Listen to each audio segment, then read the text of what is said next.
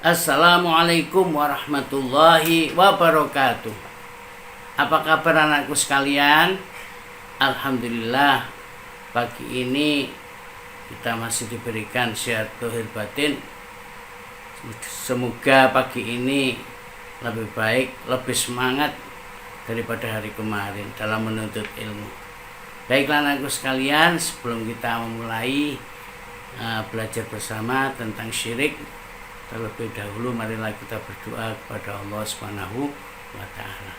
A'udzu billahi minasy syaithanir rajim.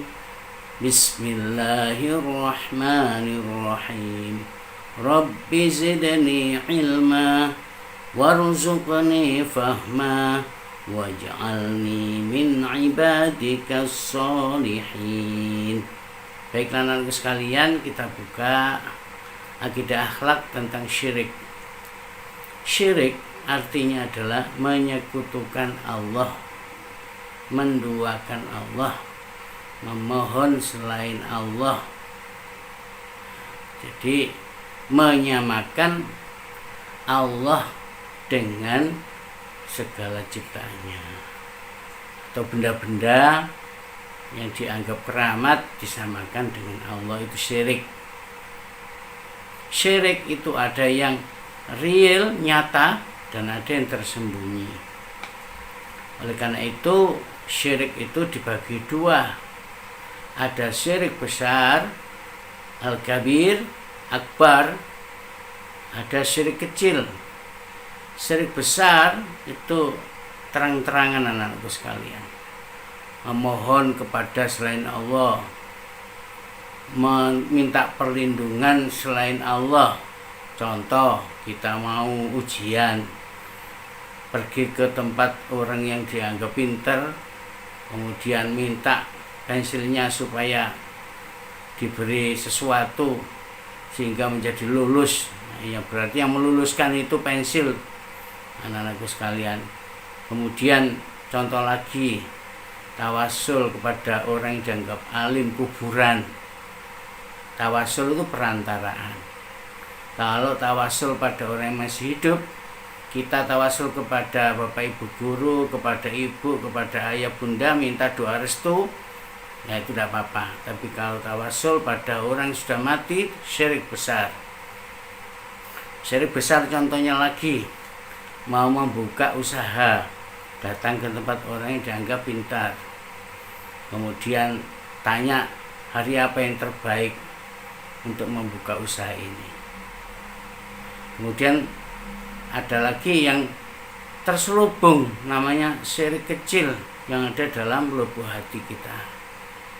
Ya, contohnya riya atau sombong, ya, suka pamer dan seterusnya, ibadahnya suka pamer dan seterusnya. Anakku sekalian, kenapa Allah melarang kita syirik? Karena Allah tidak mau mengampuni dosa syirik. Allah hanya mengampuni dosa selain syirik. Innallaha la yaghfiru ayyushraka bihi syai'an. Jadi Allah hanya mengampuni dosa-dosa selain syirik.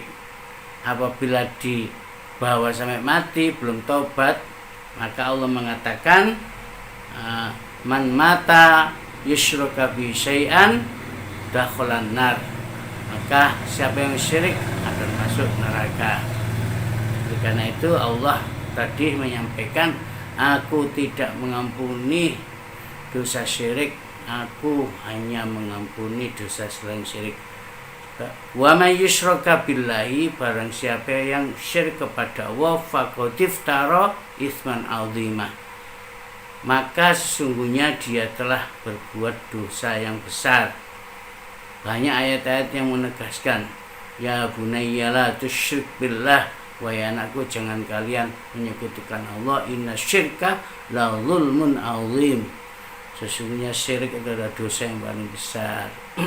Wa may yusyrik billahi faqad dhalla dhalalan ba'idah, siapa yang berbuat syirik dia termasuk orang yang sesat dan menyesatkan.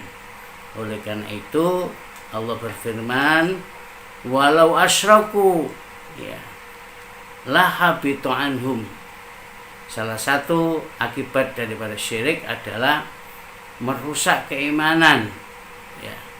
Karena itu adalah perilaku syaitan, menghapus semua perbuatan yang baik-baik yang kemarin kita kumpulkan itu semua terdelet. Walau asyraku la habitu anhum. Jika kalau melakukan syirik, la habitu anhum, maka lenyaplah semua amal kebaikanmu, wa makanu ya'malun. Ya. Oleh karena itu, mari kita hindari dan kekal di neraka, anak-anakku sekalian. Diharamkan Allah masuk ke dalam surga. May yusyrika billahi faqad harramallahu alaihil jannah wa ma'wahun nar. Lah terus bagaimana dengan syirik kecil? Sama, syirik kecil juga diharamkan masuk surga. Rasulullah SAW bersabda, "Man kana fi qalbihi mithqala dzarratin min kibri." Barang siapa yang dalam hatinya sebutir dzarrah berbuat sombong, maka dia tidak masuk surga. La yadkhul jannata, tidak masuk surga, man kana fi qalbihi mithqala dzarratin min kibri. Oleh karena itu anak-anakku sekalian, mari kita hindari syirik ini, karena menghindari syirik adalah perbuatan amal soleh. Jadi akibat daripada syirik itu yang pertama adalah tempatnya di neraka kekal, diharamkan Allah masuk surga, imannya hancur karena perilaku syaitan, menghapus kebaikan, diantaranya itu. Oleh karena itu, di samping itu juga hidupnya tidak pernah tenang, karena tidak mendapat petunjuk dari Allah Subhanahu wa taala. Oleh karena itu,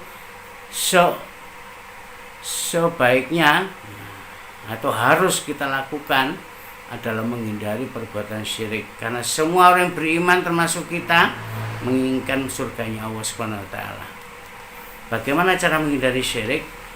Yang pertama adalah menjalankan tugas ibadah apa yang telah diperintahkannya dan menjauhi apa yang dilarangnya. Itu saja, sederhana. Yang kedua, jangan bergaul dengan orang ahli syirik, ya. Orang yang berbuat syirik itu mendapat julukan musyrik.